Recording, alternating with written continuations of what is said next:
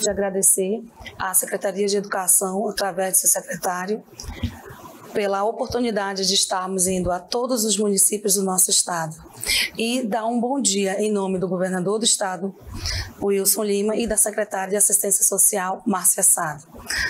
Hoje nós estaremos conversando um pouco mais sobre o fluxo migratório, a assistência social e o atendimento ao imigrante. Para estar conversando conosco hoje, nós temos a Karine, da Sejusc, Matheus, da Unicef, e a Raquel, da Acnur, que vão estar contribuindo para elucidar alguns questionamentos que nós temos com referência ao atendimento ao imigrante no estado do Amazonas. Quando nós falamos de migração, nós falamos de mobilidade urbana. Nós falamos de posicionamentos, entradas e saídas de sujeitos dentro do seu país e indo para outro. Essa é uma realidade que não é de hoje. Desde que o mundo é mundo, ela sempre existiu.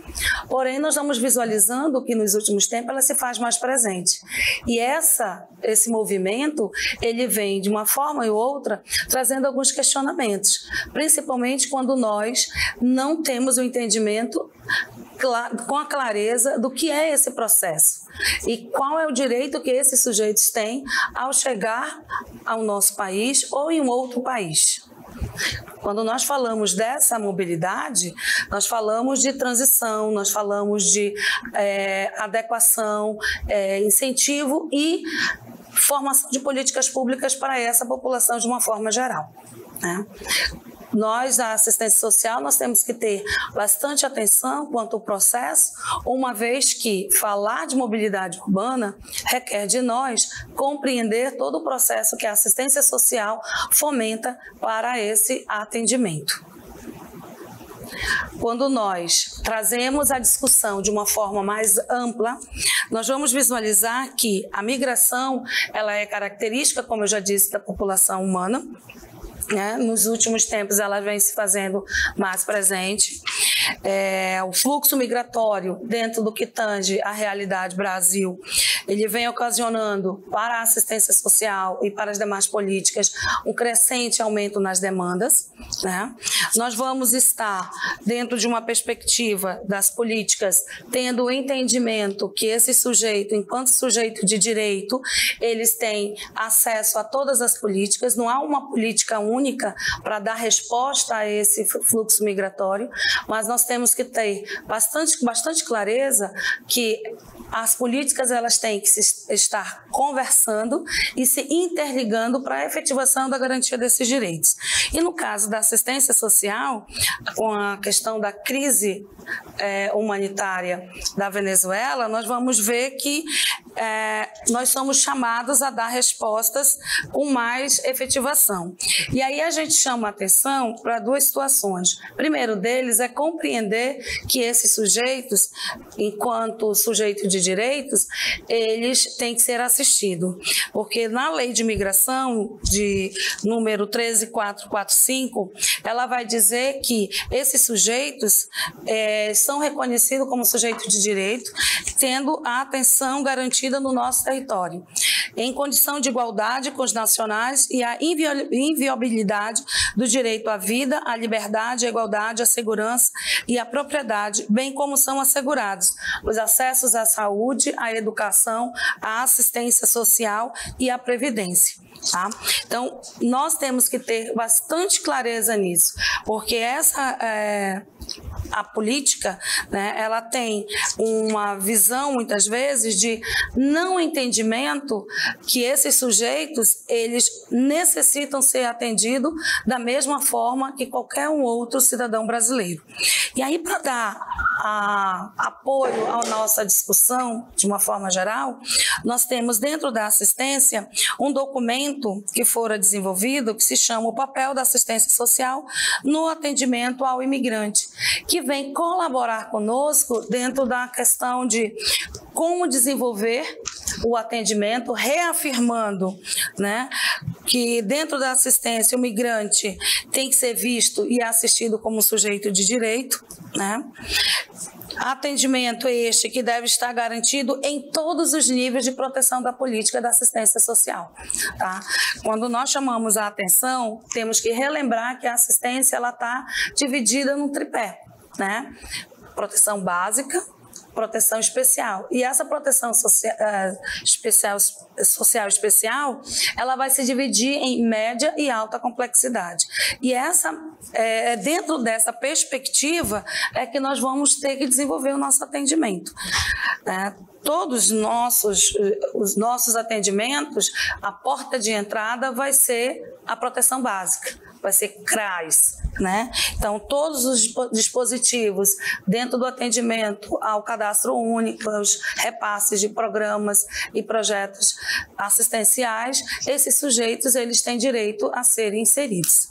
Tá? Programa, dentro dos dispositivos, dos processos de inclusão e integração, eles devem estar dentro do Programa de Atenção Integral à Família, no PAIF, e os serviços de convivência e fortalecimento de vínculos, assim como todos os serviços que o CRAS vem a oferecer para essa população. Né? E aí a gente chama a atenção que o processo migratório, dentro da questão da assistência social, ela vai estar prevista dentro das situações de emergência.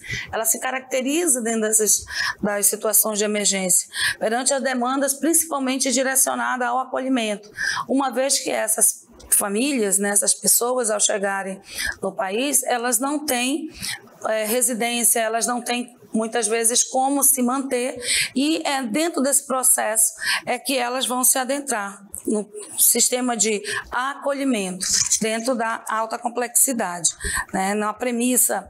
E aí a gente tem, dentro da Portaria 90, né, a premissa do repasse de verba por casos de emergência e calamidade, e aí a gente começa a perceber que essa premissa de repasse imediato de recursos, ela não é efetivada na mesma medida das necessidades. E aí nós vamos ter que ter um olhar mais ampliado para alguns eixos onde nós vamos estar recorrendo a esse recurso. O primeiro deles é a identificação territorial desse sujeito. Onde estão esses sujeitos? Quem são esses sujeitos?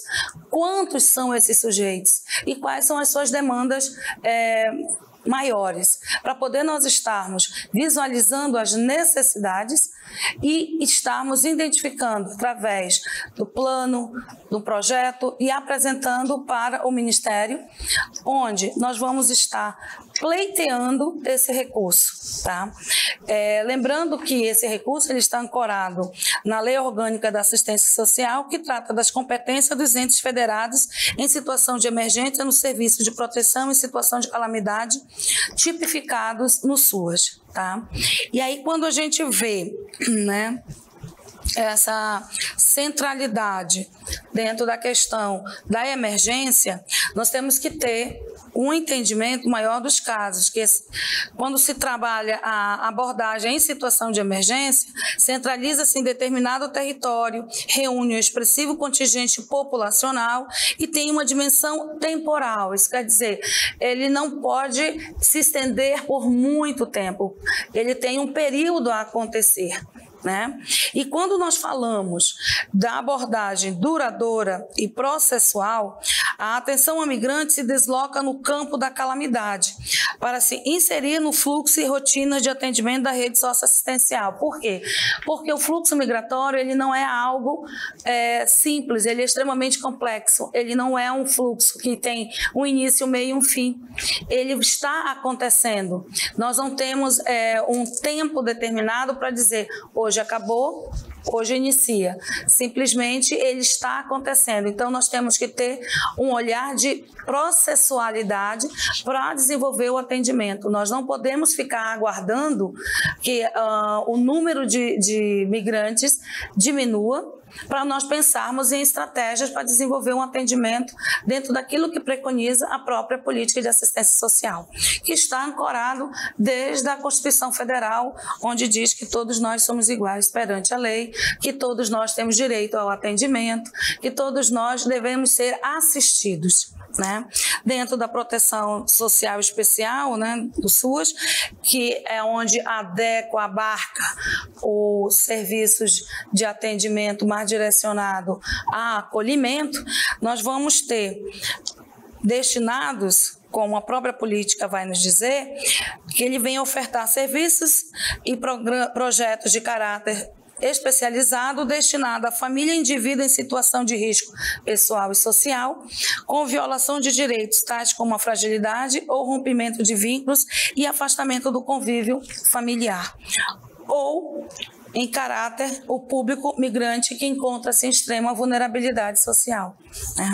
Então, ela está dividida de uma forma geral, onde nós temos que ter o entendimento que esses acolhimentos, eles têm que estar direcionados dentro do que tange o atendimento de acolhimento para adultos e famílias, para poder abarcar essa condicionalidade maior, né?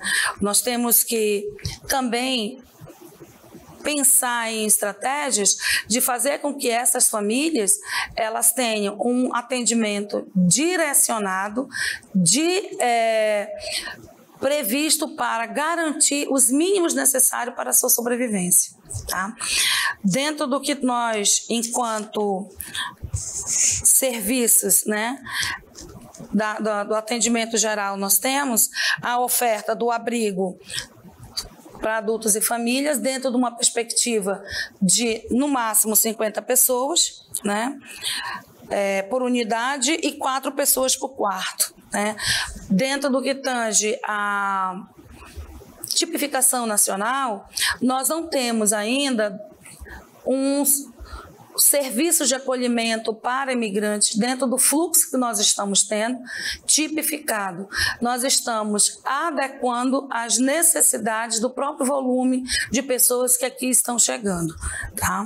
Então, nós temos que deixar bem claro essa situação que, quando nós trabalhamos com a base da tipificação para desenvolver o atendimento de acolhimento a essa população, porém, essa tipificação direcionada ao serviço, de uma forma geral, ela ainda não está sendo atendida naquilo que rege a tipificação nacional dos serviços socioassistenciais. Tá?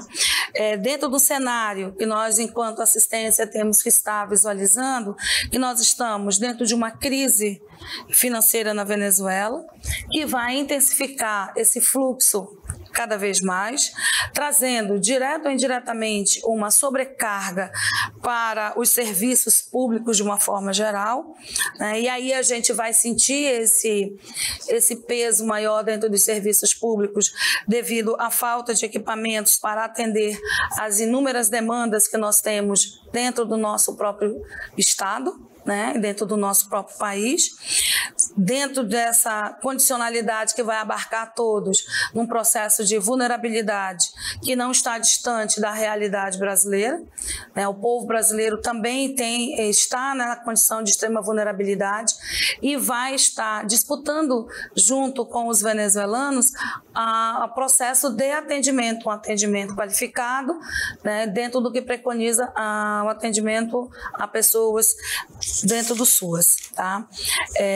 O estado do Amazonas hoje tem um quadro situacional do fluxo migratório, né? O município de Manaus está quantificado através dos dados que a Acnur vem nos fornecendo e pelo monitoramento junto aos municípios. Manaus hoje conta com aproximadamente 20 mil venezuelanos. Nós temos Presidente Figueiredo, que apresenta um quantitativo de 400 venezuelanos residentes ali, São Gabriel da Cachoeira com 211, Santa Isabel com 14, Tefé 14, Anori 12, Maués 11, Manacapuru 4, Itacoatiara 2 famílias, Novo Aripuanã 7 famílias, Careiros 7 famílias e o Maitá hoje conta com 66 famílias. E nós temos em Itacoatiara 12 famílias da etnia Uarau que encontram-se no município. Né? essa realidade ela vem trazendo inúmeros desafios, né? Não existe um único desafio para as políticas e principalmente para a assistência social. Um dos principais desafios é a garantia, né, do orçamento para a criação e funcionamento e manutenção de acolhimentos dentro dos municípios com índices elevados dessa população. Porque nós temos que garantir, porque essas famílias elas vão ficar na rua e elas vão ficar em condições ainda mais vulneráveis do que já se encontram.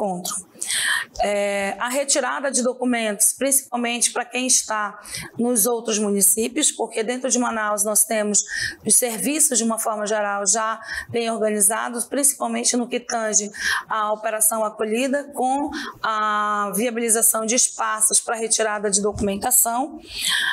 A inserção dessas pessoas, principalmente das crianças e adolescentes, dentro das escolas, como um direito à educação. Estratégias de retirada dos venezuelanos da situação de rua, principalmente no município de Manaus, com a retirada da situação de mendicância, né, sobretudo de mulheres com crianças, e a superação do trabalho infantil entre essa população e, acima de tudo, a inserção deles no mercado de trabalho. Esses são um dos grandes desafios para que a gente possa desenvolver um trabalho. Me coloco aqui à disposição para qualquer questionamento, né, de forma que venhamos se colocar de uma... que a gente possa elucidar qualquer dúvida, qualquer indagação, qualquer questionamento da melhor forma possível. E eu deixo a palavra com a nobre colega. Obrigada, Paula. Bom dia a todos e a todas do estado do Amazonas. Gostaria de cumprimentar a mesa na pessoa da Ana Paula Gioli Ceas. Muito obrigada por nos convidar para discutir um tema tão importante, né, no estado que hoje estamos vivendo. E a Secretaria de Justiça, Cidadania e Direitos Humanos, a Sejusc, ela vem atuando.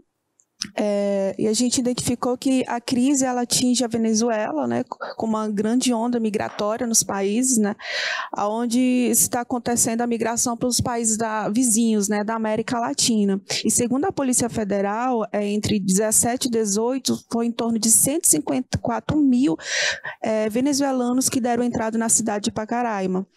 E em 2016, que através dos postos avançados de atendimento humanizado que a Sejusc ela tem, que fica na rodoviária ou no aeroporto, foi identificado as primeiras famílias da etnia Warao, que se encontrava aos arredores da rodoviária, né, e algumas estavam nos sinais fazendo mendicância.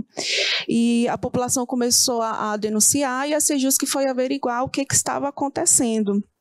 E daí a gente identificou 118 pessoas, que era uma família, né? Era um núcleo familiar que se encontrava na cidade de Manaus, e daí já começou a se identificar o que estava acontecendo com a questão da migração.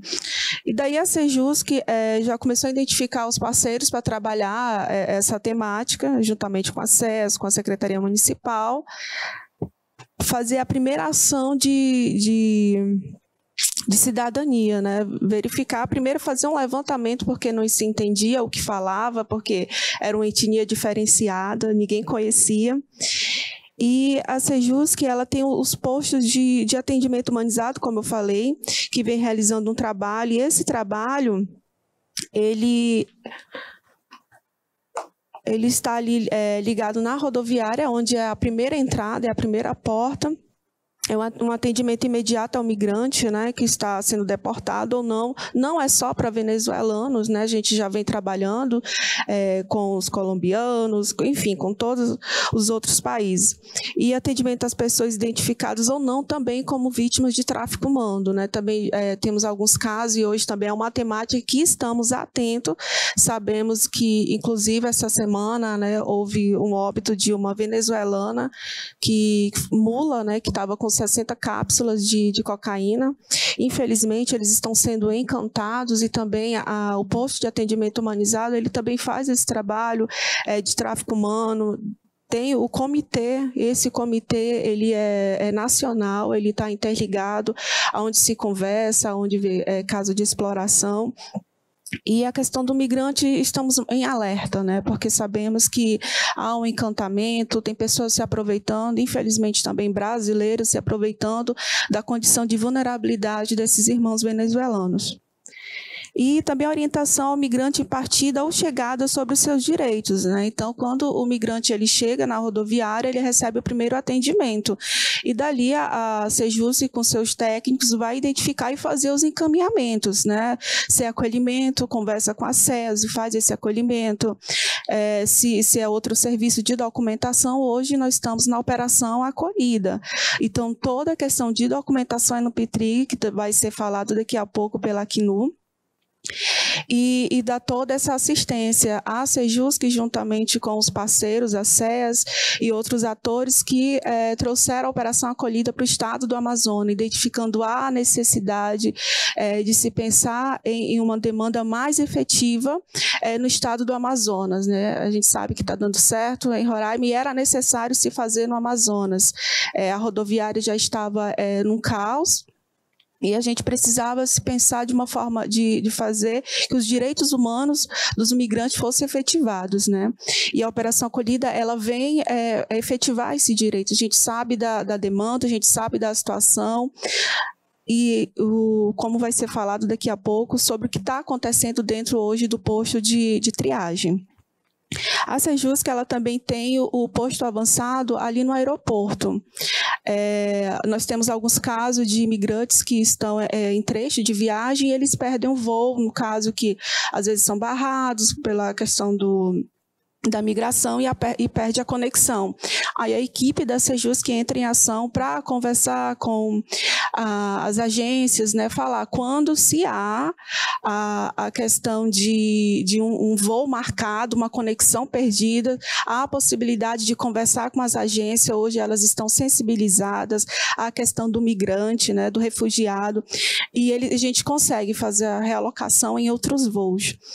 Não é a questão da Operação Acolhida não está no aeroporto, não.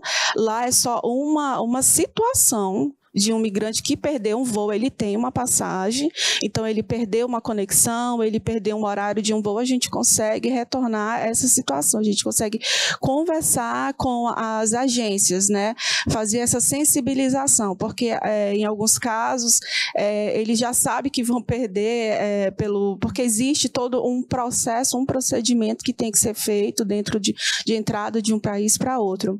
E infelizmente acontece esses casos, já aconteceu o caso de famílias ficarem dias no aeroporto e a gente conseguir conversar e fazer a realocação, né? E até mesmo de abrigar de maneira temporária e direcionar esse migrante para o país destino onde ele estava previsto chegar. Então, esse tem sido o trabalho dos postos avançados da Sejusc. Temos muito que avançar, é muito trabalho, mas estamos trabalhando em rede. Hoje temos um comitê, e esse comitê tem trabalhado juntamente com as agências da ONU, que são parceiros essencial dentro desse processo, que tem efetivado essas políticas públicas para esse público que está em situação de tanta vulnerabilidade. E juntamente com a Sejusc, que hoje nós, como havia falado, estão no PETRIG, também fazendo essa triagem, fazendo esse referenciamento, direcionando a Sejusc, que é uma secretaria de articulação. Então, nesse caso, a gente não consegue efetivar, nós conseguimos articular junto com os nossos técnicos que estão dentro, junto com os parceiros, porque ninguém consegue trabalhar só, principalmente nesse processo. Então, cada ator que está dentro desse processo é importante, cada secretaria, e nós conseguimos, em 2017, criar o plano estadual, que ele é de 2017 a 2020, e ele vai trabalhar todas as secretarias do Estado do Amazonas, ter uma participação dentro desse plano de trabalho, que também é para garantir e assegurar os direitos dos migrantes, né? Então, isso é muito importante, é um avanço, e é importante até salientar que nós estamos sendo referência a outros estados que já estão recebendo, né, migrantes, têm nos contactado para pedir informação como trabalhar trabalhar com os Waral, que foi o primeiro contato, foi a Secretaria de Justiça, como esse plano, se ele é eficaz, se ele está sendo executado.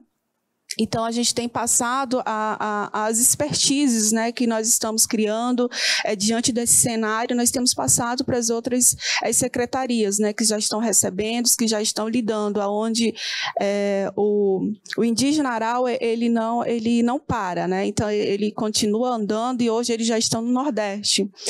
Tive a oportunidade de conversar com algumas pessoas de Fortaleza que queriam saber acerca da alimentação, o porquê da coleta, né? Então, são coisas que ainda está sendo discutido, que ainda está sendo estudado, né?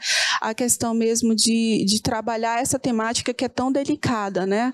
Que parece que o Estado não está fazendo nada, que ninguém está fazendo nada. Não, estamos totalmente atentos a essa demanda, a essa necessidade, porém não é tão simples, porque é uma questão cultural, é uma questão de uma população indígena que tem que ser vista, que tem que ser pensada e principalmente estudada. A gente sabe que não podemos fazer uma análise de conjuntura de qualquer maneira, tem que ser de fato entendido, e esse tem sido o nosso papel como comitê e como secretaria. E, diante disso, colocar a Secretaria de Justiça e Cidadania, ela tem uma gerência, né, que trabalha essa temática, a temática de imigração e refúgio, tráfico de pessoas, e dentro dessa gerência, que está dentro do Departamento de Promoção e Defesa de Direitos, na Secretaria de Direitos Humanos, dentro da Sejusc, na pessoa da gerente Maria José, onde nós trabalhamos, onde ela é uma das coordenadoras dos postos avançados, nos colocamos à disposição, eu como diretora do departamento coloco à disposição para estar trabalhando, para estar interagindo e de fato efetivando. A gente sabe que é direito de migrar, eles não estão aqui porque querem, há uma situação, e tem que ter esse sentimento até mesmo de efetivação de direitos, né? A gente sabe que esse é o nosso papel, esse é o papel do Estado, então temos que fazer. E o que mostra o nosso papel é esse momento que estamos aqui conversando e falando um pouco das nossas ações. Eu acho que seria passar o dia aqui para falar do que o trabalho de tanta competência que tem sido feito, né? Não é 100%, mas a gente pode garantir que é 90%. E eu gostaria de passar a palavra para a Raquel, da Acnu, para falar um pouquinho também do trabalho da Acnu, que a Acnu tem sido também referência para a gente nesse trabalho, e a gente só tem a agradecer essa oportunidade. Muito obrigada. Bom dia a todas e todos. Meu nome é Raquel, eu trabalho no Acnur, a agência da ONU para refugiados, é o Alto Comissariado das Nações Unidas para Refugiados, né? E nós trabalhamos aqui em Manaus, apoiando ao Estado, ao município, ao governo nas nossas atividades, né? Eu vou apresentar um pouco sobre o trabalho que nós temos feito aqui em Manaus, e mais especificamente no estado do Amazonas, mas nós estamos atuando em alguns outros escritórios também no país, com essa resposta do fluxo, né, migratório de venezuelanos e com o fluxo de refugiados e imigrantes de uma maneira geral. Então, primeiramente, eu gostaria de agradecer ao convite por poder estar presente aqui para compartilhar um pouco do nosso trabalho e do que tem sido feito aqui em Manaus e no Amazonas por todos nós nessas atividades. Então, gostaria de apresentar um pouco do nosso trabalho através aqui que tem sido feito na cidade aqui com o apoio aos nossos colegas e o apoio de todas as agências, né? Então, para começar a explicar um pouquinho sobre o mandato do Acnur, né? O Acnur é a agência da ONU para Refugiados, como eu já mencionei, e foi instituído pelas Nações Unidas que o nosso mandato é trabalhar com as pessoas que foram forçadas a se deslocar e necessitam de uma proteção emergencial, né? Então, são pessoas que, por diferentes situações, tiveram que deixar o seu país de origem e buscam a proteção em um outro local, que é o caso que a gente vê mais recentemente aqui no estado do Amazonas, com o fluxo dos venezuelanos, né? Não necessariamente é restrito a essa população, mas é o que a gente tem visto com maior frequência nesse momento aqui no estado do Amazonas, e na região norte do Brasil como um todo, né? Então, o nosso trabalho é garantir que essas pessoas, elas tenham a proteção e elas possam acessar um local seguro, um refúgio seguro em outro país e, caso desejem no futuro, regressar ao seu país de origem, né? É garantir que a gente crie soluções duradouras para essa população. Então, quem o Acnur ajuda, né? O Acnur ajuda as pessoas que, por um fundado temor de perseguição, motivos de raça, religião, nacionalidade, pertencimento a um grupo social específico ou opinião política, tiveram que deixar o seu país e não podem, né, por questão desse temor, regressar ao seu país. Ou o que também é entendido uma situação de grave e generalizada violação de direitos humanos, né? Hoje em dia muito se discute sobre a situação da Venezuela, socioeconômica, que causou o deslocamento de muitas pessoas para cá. Então a gente faz o nosso trabalho com base nessa proteção, na garantia dessa proteção, né? Eu queria apresentar aqui alguns dados, né, sobre os dados de refúgio no mundo atualmente. Nós temos 70 milhões de pessoas que foram forçadas a se deslocar, tanto internamente nos seus próprios países, como para outros países. E um dado muito interessante de trazer, eu acho que para essa discussão, principalmente quando a gente está trabalhando com a população venezuelana, é que metade dessa população deslocada é de crianças. E esse é um dado que a gente vê muito aqui no norte do Brasil, né, aqui em Manaus e no estado do Amazonas, onde a gente tem trabalhado, né? São famílias com muitas crianças. Então, acho que esse é um dado interessante de ser apresentado, principalmente para todo mundo que tem trabalhado no dia a dia com essas famílias, com essas pessoas. É algo que vem se refletindo. Então, como os colegas mencionaram, né, a gente tem trabalhado com as questões de acesso à documentação, acesso a direitos básicos, sempre apoiando o Estado e o município, né? A gente não busca substituir ninguém, a gente busca trabalhar para complementaridade dos serviços, né? Porque a gente sabe que o trabalho entre todos nós é muito mais forte, então a gente busca sempre construir essas capacidades. A gente sempre fala sobre isso, de trabalhar para não ter que trabalhar mais. A gente espera que um dia essas situações não aconteçam e o nosso trabalho nesses locais não sejam necessários, mas por enquanto ainda é uma realidade que a gente tem tido que apoiar, então a gente vem e se coloca à disposição sempre para poder apoiar o Estado e o município, que tem feito um ótimo trabalho aqui em Manaus, é uma referência no Brasil todo pelo apoio que tem prestado com abrigamento, com soluções de documentação, com acesso aos direitos básicos, né? Então eu queria falar um pouco sobre esse procedimento de refúgio no Brasil. O procedimento de refúgio no Brasil, ele passa a ser através da solicitação, né? A pessoa que vem e está procurando essa proteção, ela vai solicitar o refúgio na Polícia Federal ou com um agente que represente a Polícia Federal após entrar na fronteira do Brasil, né? De uma forma mais básica, após essa solicitação que é feita, a pessoa ela vai fazer uma entrevista com a sociedade civil, uma entrevista que é facultativa, na verdade ela pode acontecer, em alguns estados é mais comum que aconteça, como no estado de São Paulo, por exemplo, mas depois ela vai ter uma entrevista com o CONARE. O CONARE é o Comitê Nacional para Refugiados e é quem é responsável pelos processos de refúgio no Brasil. Então, eles são as pessoas que vão fazer essa entrevista para análise dos pedidos de refúgio, né? E aí depois eles vão fazer uma decisão para que a pessoa possa, né, ter acesso a uma documentação mais a longo prazo, que seria o reconhecimento da condição de refugiado, ou caso essa pessoa receba uma negativa, que ela possa abrir um recurso para ter o seu processo novamente analisado. Então, eu trouxe alguns exemplos de como são os documentos atualmente.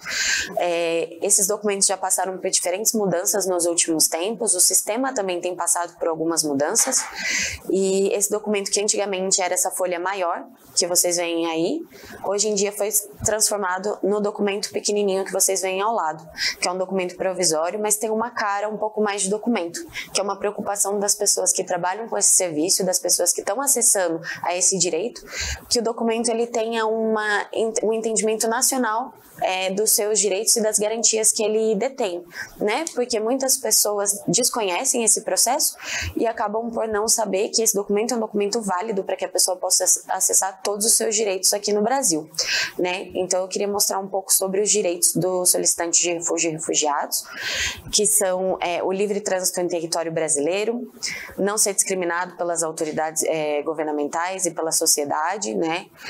Como todos têm falado, a gente tem trabalhado com todo mundo aqui, como os nossos irmãos venezuelanos, né? A gente busca garantir que as pessoas tenham os mesmos acessos, né? Nunca é uma questão de um acesso específico para um grupo específico, mas é que todos possam acessar os seus direitos, né? Liberdade de culto e religião, não sofrer violência de gênero, abertura de contas em bancos, que muitas vezes as pessoas não sabem desses direitos, acesso ao trabalho, educação, saúde, assistência social, tudo de forma gratuita, assim como todos os brasileiros ou pessoas em território nacional podem acessar. Né? Então, o que o solicitante de refúgio pode ter acesso, né? Ele tem acesso ao procedimento legal de solicitação de refúgio, gratuitamente, sem necessidade de um advogado, tem o direito a não ser devolvido ao seu país de origem, né? Enquanto o seu processo é todo analisado para garantir o seu bem-estar e a garantia da sua vida. Não ser punido por uma entrada irregular no país, porque se entende que muitas vezes a situação que levou a pessoa a deixar esse país, muitas vezes fez com que essa pessoa não tivesse os documentos quando deixou o local, que é uma das realidades que todos veem, né, em todos os municípios, muitas pessoas sem qualquer documentação, receber uma documentação provisória que é assegurada pela legislação, que é aqueles documentos que eu mostrei agora há pouco, e ter os mesmos direitos e mesma assistência básica que qualquer outro estrangeiro que resida legalmente no Brasil, né?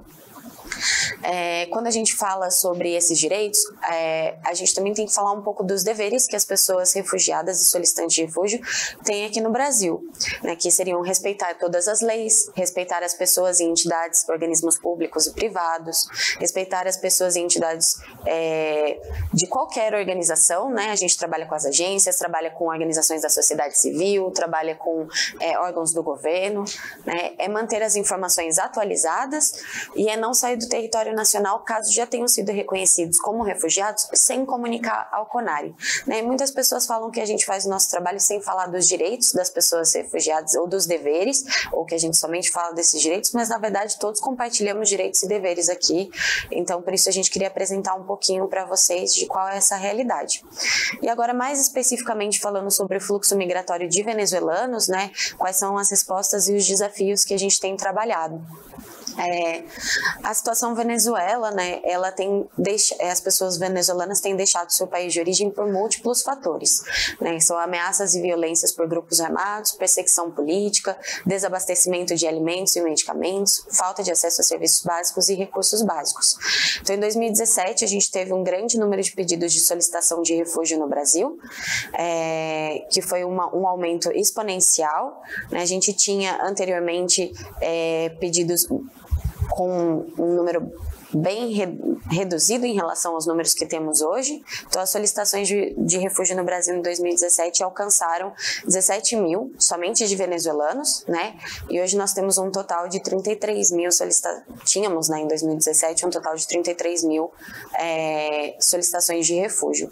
Hoje esse número já é muito diferente, mas nesse gráfico vocês conseguem perceber um pouco do crescimento exponencial que essas demandas de proteção tiveram no território, o que fez com que muitos serviços encontrassem os desafios de resposta, e por isso estamos todos aqui trabalhando juntos para apoiar essa situação, né? Então, atualmente, a gente tem 212.441 mil venezuelanos no Brasil, 115 mil solicitaram refúgio, e 97 mil solicitaram residência temporária. Esses dados são todos da Polícia Federal, eles são sempre fornecidos ao Acnur e são os mais atuais que a gente tem até o momento.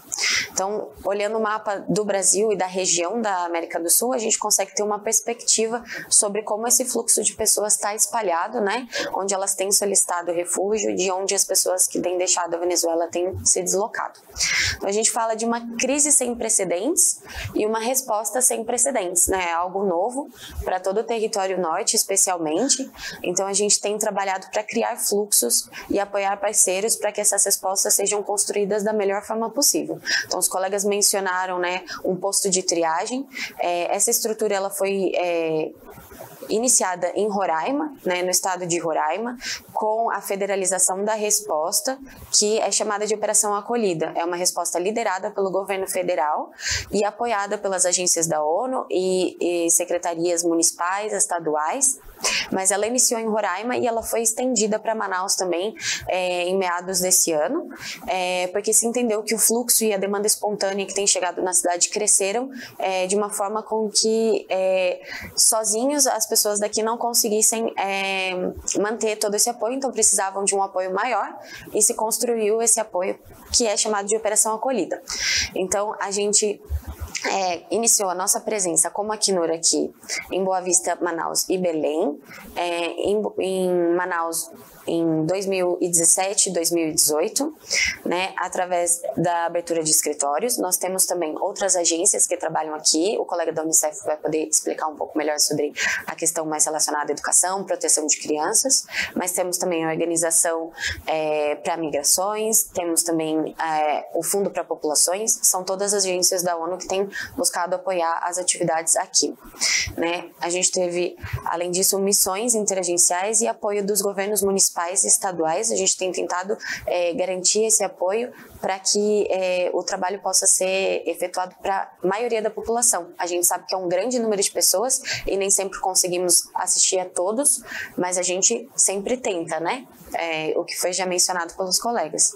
Então a gente estabeleceu um projeto para atendimento da população venezuelana em situação mais vulnerável, né? Então, quando a gente fala um pouco sobre as necessidades básicas, quais são os serviços que têm sido ofertados, né? A gente trabalha com garantir que as necessidades básicas da população sejam atendidas, né, que é o seu direito a ter um documento, é o seu direito a ter uma assistência, a poder acessar serviços de saúde, de educação, né, abrigo e recepção emergencial, né, especialmente aqui em Manaus a gente pode contar com o apoio da Secretaria de Assistência Social do Estado, do município, que tem trabalhado nos abrigos, que tem mantido esses espaços de acolhimento para as pessoas e tem garantido uma segurança para essas pessoas, né, garantir a vida delas. A gente trabalha também buscando sempre a integração, né? O Acnur, ele busca soluções duradouras. Todo o trabalho que nós fazemos é tentando alcançar ao fim soluções duradouras e integração da população na comunidade local. Então, a gente também oferta registro e assistência legal. Existe o projeto da Operação Acolhida de Interiorização, que são os voos para outros estados do Brasil, em que as pessoas vão voluntariamente para outros locais, buscando, né, uma oportunidade de uma nova vida, de um novo emprego. E em casos de outros países, a gente também trabalha com reassentamento, que é a mudança para outros países. Aqui no Brasil, no momento, com a população venezuelana, esse ainda não é um serviço ofertado, porque as pessoas venezuelanas se sentem em segurança no Brasil, né? Então, quando a gente fala de abrigamento, né, dos abrigos, a gente tem um pouco aqui dos abrigos apoiados pelo Acnur, eles são 20 no total, em Boa Vista e Manaus, às vezes apoiados através de parceiros implementadores, às vezes apoiados diretamente pelas secretarias. A gente busca dar um apoio estrutural, emergencial, na distribuição de kits, no que é possível fazer. Às vezes a gente tem apoio técnico, né, que tenta estar sempre presente para construir as soluções com a comunidade. Então são mais de 8 mil pessoas abrigadas em Boa Vista e Manaus que têm essa assistência inicial.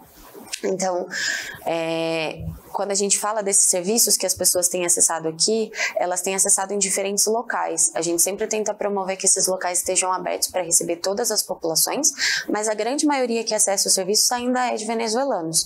Mas a gente tem o Petrig, que já foi mencionado, né, pela colega da Sejusc, que é um posto de informação onde se concentram todos os serviços. Isso foi feito porque existia muita dificuldade da população em acessar serviços em locais diferentes, e os próprios serviços que eram ofertados, né, as próprias pessoas que ofertavam o serviço tinham dificuldade de garantir todo o atendimento, porque as estruturas não estavam esperando um fluxo tão grande de pessoas.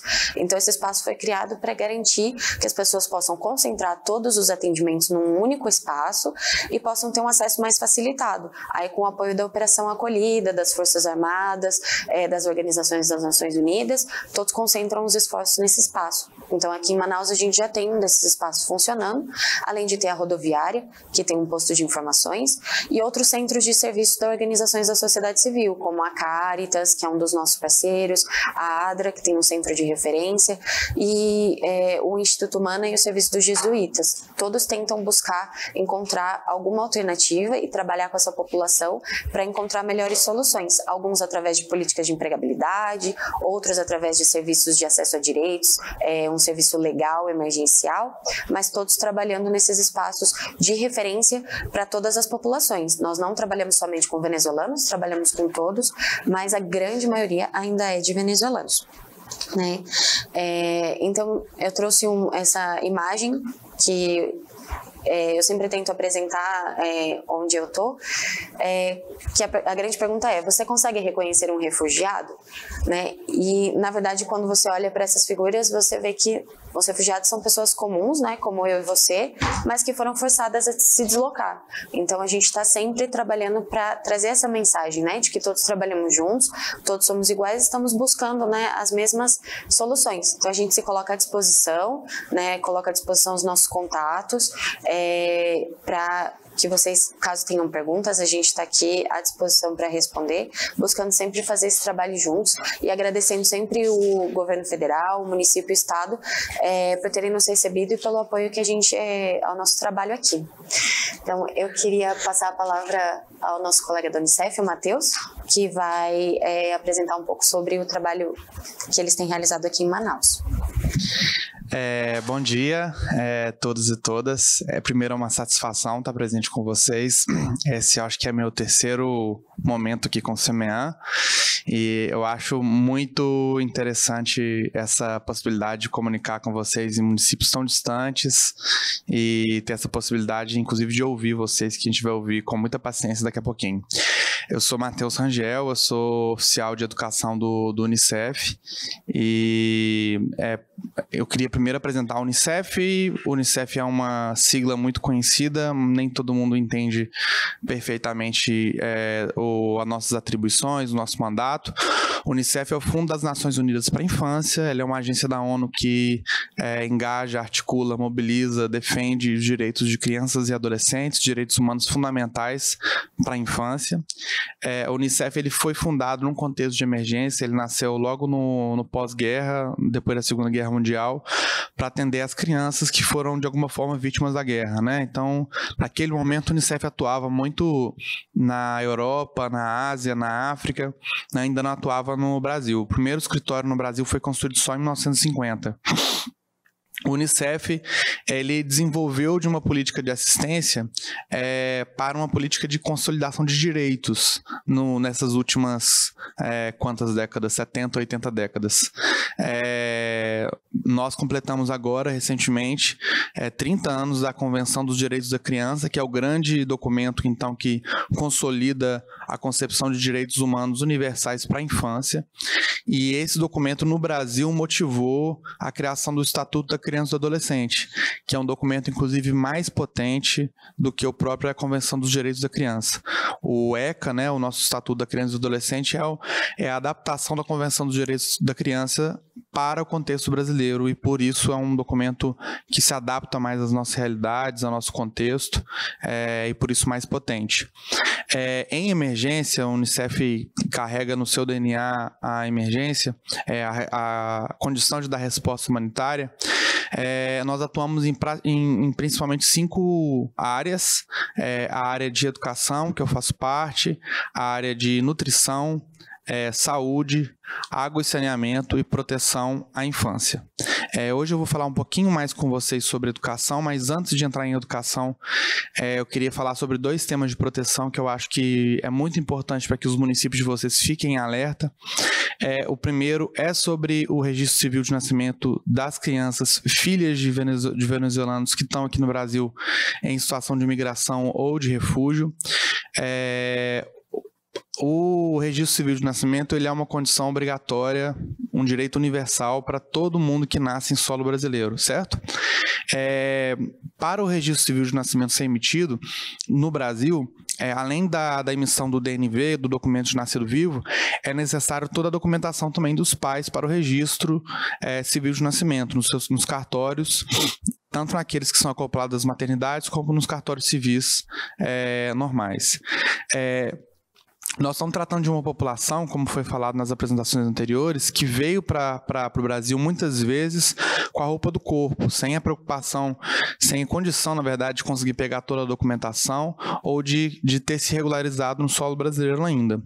Então, isso a gente tem observado não só em Manaus, mas às vezes isso acarreta uma demora, uma precariedade no serviço de fornecimento do registro civil de nascimento, porque muitas vezes os cartórios têm se negado, ou as próprias maternidades têm criado obstáculos, porque os pais estão com documentação precária, e aí a gente já viu de tudo. Eu já vi inclusive DNV assinada sem o nome da criança, então uma DNV meio que em branco sendo assinada, ou DNV ser assinada sem o documento da mãe, por exemplo.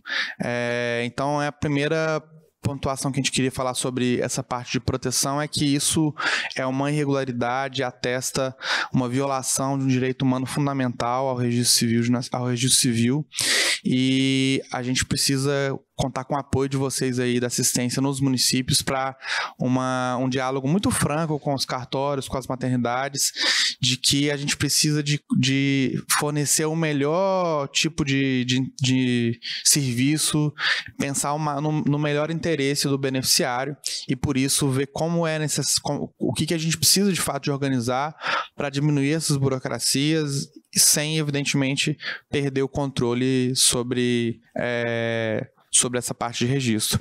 A outra parte é sobre crianças e adolescentes desacompanhados. A gente tem no Brasil, constituído alguns corredores migratórios, e a gente está talvez no maior deles, né? Que é o corredor que parte então de Pacaraima, Boa Vista, chega a Manaus. Em Manaus ele tem alternativas de saída aqui por via hidroviária, né? Ou para Porto Velho, seguindo o Rio Madeira, ou descendo o Amazonas até Santarém e de lá até Belém. E temos ainda uma via precária rodoviária, e temos ainda a possibilidade de subir os Solimões e ir para Tabatinga, e daí para Colômbia ou para o Peru. E temos uma opção ainda tímida de descer o Amazonas por via rodoviária na estrada de Manaus para Porto Velho.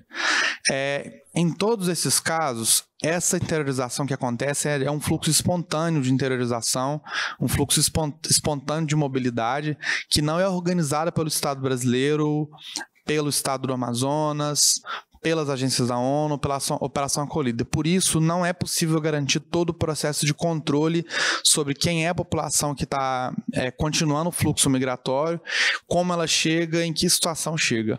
E uma das figuras, uma das categorias mais afetadas nessa falta de controle são os adolescentes, principalmente, os e as adolescentes, e crianças que são desacompanhadas dos pais ou dos responsáveis legais, ou estão separadas, né? Estão com outros familiares ou com amigos da família, que não aqueles seus guardiães legais. A gente precisa de adequar os serviços, né? No Estado do Amazonas, a Defensoria Pública do Estado e a Defensoria Pública da União estão se engajando na regulamentação de guarda, na regulamentação legal e no acolhimento institucional dessas crianças e adolescentes, pensando no maior interesse dessas crianças e adolescentes, né? Evitando, então, com isso, o tráfico de crianças, evitando a desproteção de crianças e adolescentes, evitando o abuso e exploração sexual, que muitas vezes esse estado desacompanhado, ele acarreta também uma vulnerabilidade de gênero, e a gente queria pedir também esse apoio para vocês para ajudar a identificar crianças e adolescentes acompanhados e separados, acionar a Defensoria Pública do Estado da União e mesmo o Unicef, que estamos aqui à disposição para poder ajudar na conexão com vocês com esses serviços, né? Falando mais propriamente de educação com vocês, a educação ela é um direito humano universal também, inviolável, inquestionável em qualquer contexto. É muito comum que em contexto de emergência humanitária a gente tente elencar que tipo de direito humano é mais importante do que outro, né? E nessa escolha de prioridades, a gente não trata as prioridades como prioridades, senão como exclusividades muitas vezes. Então a gente vê uma criança, uma família em situação de rua, a gente pensa que é de fato mais importante, urgente, primeiro dar um teto, dar uma alimentação de qualidade, e a educação para essa criança já talvez não seja tão importante. Esse é o modo que o Unicef trabalha no mundo inteiro, observando esse tipo de comportamento, né, de relativização do direito fundamental à educação em contexto humanitário. Então, se pensa que a criança ali deve ter um teto, ou que ela deve ter uma comida, mas a educação fica de segunda mão, é menos importante. E se bem nós tenhamos que pensar níveis de complexidade em caso de proteção, né? Evidentemente uma criança em situação de rua tem mais condição de sofrer outras violências do que uma criança que só não está estudando, só que por outro lado a escola é um ambiente de proteção, a escola é um ambiente que vai fornecer o mínimo de uma alimentação saudável, de qualidade, soberania alimentar nesse sentido, de olhos de cuidado, de carinho, de atenção de adultos, supervisores, seus educadores, coordenadores pedagógicos de escola, supervisores da escola. E esse ambiente é um ambiente que potencializa mais a proteção integral dos direitos da criança do que, de fato, esse esquema de elencar prioridades que não são prioridades, são exclusividades. Então, o mínimo que eu aceito dar para essa criança é pensar numa alternativa para ela passar a noite, uma alternativa mínima de alimentação, e a educação é sempre empurrada pela barriga. Para não falar só de impressões gerais, né, do trabalho do Unicef no mundo, é fácil a gente ter essa evidência quando a gente vai olhar a própria realidade da interiorização aqui no Brasil. A Ana Paula acabou de trazer números, por exemplo, da população venezuelana que a gente sabe que está no interior. Em paralelo com isso, a Raquel trouxe um dado também que tem uma média no mundo de 50% de refugiados, de crianças entre os refugiados. E sobre os venezuelanos, a plataforma que acolhe e dá resposta à situação dos venezuelanos nos 17 países que eles estão migrando ou se refugiando, a gente tem uma média de 25% de crianças dentro da população dos migrantes venezuelanos. Esse número pode ser maior, mas a gente tem trabalhado com essa média, uma média, vamos dizer assim, conservadora sobre o tanto de crianças que existem nessa população. Se a gente tem, então, assim, cidades com centenas de pessoas, dezenas de pessoas, a gente só tem 29 matrículas de venezuelanos na rede estadual de educação fora de Manaus. Ou seja, a rede estadual da SEDUC é uma rede muito grande, que conta com tecnologias diferentes, na verdade formas e metodologias diferentes para chegar até o estudante, como a tecnologia do CMEAN, como essa tecnologia de interação e comunicação. Mesmo assim, a gente só tem 29 estudantes nas cidades de Careiro, Iranduba, Manacapuru, Tefé, Itacoatiara, Jutaí, Maués, Figueiredo, São Gabriel da Cachoeira, Tapauá, Quadajás e Borbas, dados da própria SEDUC. Então, se a gente fosse somar, isso não dá 25% do total das pessoas dos venezuelanos que estão no Amazonas fora de Manaus. E mesmo para a cidade de Manaus. Aqui, a gente conseguiu organizar processos de matrícula mais democráticos, que levassem em consideração a falta de documentação dos pais, a falta de documentação das próprias crianças. Muitas delas, por exemplo, não têm histórico escolar. O calendário de aulas, o calendário escolar na Venezuela é diferente do nosso. Ele é um calendário que começa no mês de setembro e vai até o mês de julho do outro ano. O nosso calendário começa em março e vai até dezembro. Então, mesmo pensando nessas adversidades, o direito à matrícula no Brasil ele é um direito garantido a toda pessoa em território nacional, brasileiro ou não, e ele é um direito à matrícula a qualquer tempo. Então, nós estamos falando aqui no dia 17 de dezembro, dia 12 de dezembro, fechou o ano letivo aqui da SEDUC, mas em tese, no dia 11 de dezembro, no dia 10 de dezembro, uma criança pedindo matrícula, ela deveria, na verdade, por lei, ser matriculada. Então, o direito à matrícula ele vem em qualquer tempo e é o papel das redes estadual e da rede municipal nos municípios, da rede estadual a nível geral, né, e das redes municipal em cada município, em cada território municipal, garantir a matrícula a qualquer tempo para essa criança venezuelana, sem pensar se ela vai ter condição ou não de aprovação. Ela pode já entrar, então, na escola num momento que ela não teria frequência escolar suficiente para poder passar, e mesmo assim é o direito, é o justo, porque é melhor ela dentro da escola a gente vai garantir melhores direitos humanos, melhor atenção, melhor proteção a essa criança integral do que ela em outro lugar que não a escola. Na escola o Estado tem controle, tem tutela, tem condição de apoiar. Na rua a gente não tem a mesma condição, a política de atenção especial não vai ter a mesma condição de fornecer um serviço de proteção integral a essa criança do que os educadores dentro da escola. Então, essa questão, a gente tem, então, fornecer acesso a programas de educação que sejam inclusivos para essas crianças, temos que fornecer materiais educacionais condizentes para a sua situação, tentar ao máximo que ela seja bem acolhida em território do município, em território escolar, pensando que ela tem uma outra cultura, que a língua materna dela é diferente. Nós temos que pensar que a nova Base Nacional Comum Curricular, que vai começar aqui no estado do Amazonas, a ser implementada no ano que vem, ela fala, além das competências técnicas da educação, de saber o português, a matemática, ela vai falar de competências socioemocionais, ela vai trazer um outro tipo de inteligência para o debate da educação. Esse outro tipo de debate, esse outro tipo de inteligência, que é muito inovador no Brasil, se compreender isso enquanto currículo, é muito importante quando a gente fala de migração, de refúgio, porque é muito importante que a gente passe para essas crianças uma mensagem de coexistência, uma mensagem de paz, de cuidado com saúde, com meio ambiente, e, de fato, uma educação para a paz. Foram crianças que vieram vítimas de muitos traumas, e a escola, ela não é só um ambiente de educação, senão um ambiente de proteção psicossocial também. Então, essas novas competências da BNCC, elas dialogam com esse anseio, com essa necessidade das crianças de ter uma superação socioemocional, de ter um apoio psicossocial dentro do ambiente escolar, para que elas possam, de fato, estarem mais em paz, mais em tranquilidade nesse novo momento que elas estão vivendo no Brasil. Então, das 10 competências gerais da BNCC, a gente tem conhecimento, pensamento científico, criativo e crítico, repertório cultural, comunicação, cultura digital, responsabilidade e cidadania, empatia e cooperação, autoconhecimento e cuidado, argumentação e trabalho e projeto de vida. Dessas 10 competências, todas elas a gente pode trabalhar projetos nas escolas, oficinas nas escolas de inclusão dessas crianças.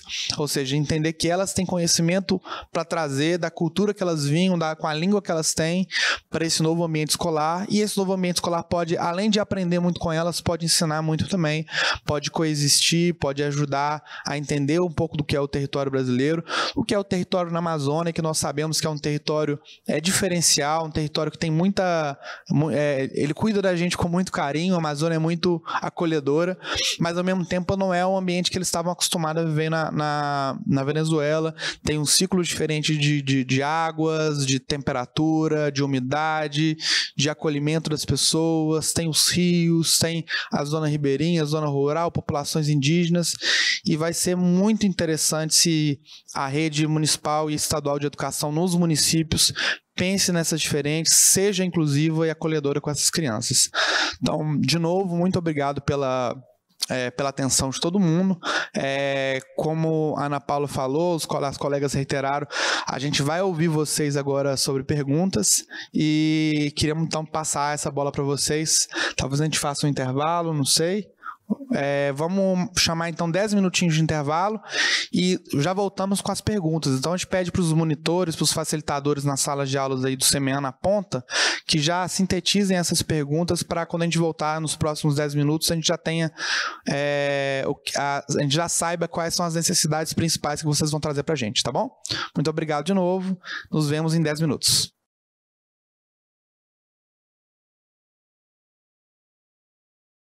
Nós estamos aguardando os questionamentos de vocês e, pelo que a gente está vendo, não vai haver nenhum questionamento. Ficamos muito felizes por vocês terem compreendido todo esse processo do fluxo migratório, os grandes desafios que é para a assistência, para a educação, para a saúde, estarmos chegando aqui, né, um questionamento, que bom. Gostaríamos de saber se foi enviado o convite da Coordenação Estadual de Educação dos Municípios. Nós enviamos para todas as secretarias pedindo apoio para a efetivação dessa videoconferência. Acredito que sim, que tenha chego, né? Então, essa é a resposta que nós temos para dar, mas ficamos extremamente agradecidos, né, pela participação, como eu já tinha dito, de todos, né? Ficamos felizes, imensamente felizes de termos conseguido atingir e elucidar as dúvidas quanto ao fluxo migratório, como também já havia dito, porque o fluxo migratório ele é extremamente complexo, ele requer de nós um olhar diferenciado para com essa população que chega até nós nos municípios. Ele requer de nós um desafio ainda maior, que é de articulação, né, e de afinamento com o diálogo com as políticas setoriais para que nós possamos estar desenvolvendo um atendimento de qualidade a essa população, né?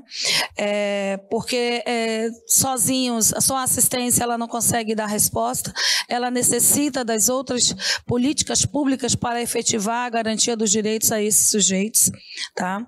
Principalmente no que tange o acesso aos direitos básicos, como educação, saúde, né, a própria assistência social, que está presente praticamente em todos os atendimentos a esses sujeitos, que a porta de entrada diretamente acaba sendo a assistência social.